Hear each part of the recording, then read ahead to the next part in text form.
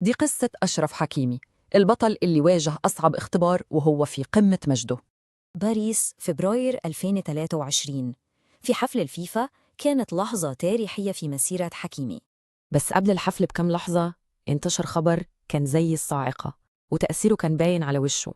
طب إيه الخبر اللي ممكن يقلب لحظة نجاح زي دي؟ عشان نفهم القصة لازم نرجع للأول خالص. حكايته بدأت سنة 98. اتولد في مدريد لأبوين مغربيين هجروا عشان يبدأوا من جديد. والده كان بيسوق 50 كيلومتر كل يوم بس عشان يوصلوا تمرين ريال مدريد. الموضوع ما كانش حلم أشرف لوحده، لا، ده كان حلم العيلة كلها بتسعى له.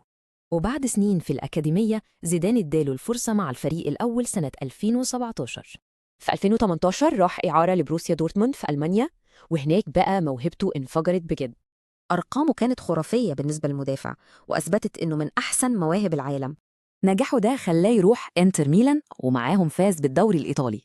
سنة 2021 بقى أغلى لاعب عربي في التاريخ لما انضم لباريس سان جيرمان. مع إنه كبر في إسبانيا، بس اختيار المنتخب ما كانش فيه أي نقاش بالنسبة له. حب المغرب كان جزء من هويته، ودي حاجة أهله زرعوها فيه من صغره. أداؤه في كأس العالم في قطر وهو مصاب رسخ مكانته كبطل قومي للمغرب. وده اللي بيرجعنا تاني لليلة باريس، ومن هنا بيبدأ أصعب فصل في قصته. أتوجه له اتهام خطير، تفاصيل القضية معقدة والإجراءات لسه مكملة.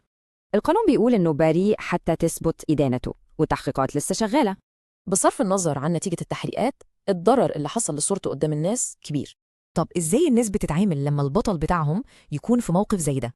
بس في المغرب هو لسه رمز كبير، وده دليل على مشواره وتاريخه اللي عمله.